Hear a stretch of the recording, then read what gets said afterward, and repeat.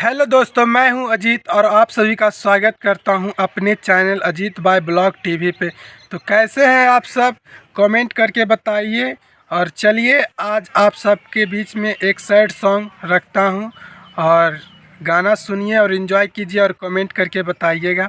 तो गाना कुछ इस प्रकार के है कि एक लड़का और एक लड़की दोनों प्यार करता है और दोनों बिछड़ जाते हैं। तो उसी के याद में देखिए लड़कवा कैसे कहता है, सुनिए आप लोग। कि प्यार नइखे लिखल, कि प्यार नइखे लिखल हाथ के लकीर में, नइखो त कदीर में ये जान। कि प्यार नइखे लिखल हाथ के लकीर में, नइखो त कदीर में ये जान। कि अब जिए के परी, कि अब जिए के परी प्रीतिया के पीर में, नइखो त कदीर में ये जान। हो जइबू दोसर के तू कुछ दिन के बात बा, हो जइबू दोसर के तू कुछ दिन के बात बा, दिल पगला रोई दीवाना। अक्सरी होला केहू हंसे केहू रोवेला, अक्सरी होला केहू हंसे केहू रोवेला।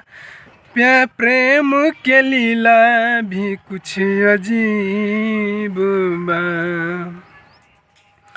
बेवफा भी कैसे कह दी मासूम यार के, बेवफा भी कैसे कह दी मासूम यार के, दगाबाज अपन ही नसीब बा।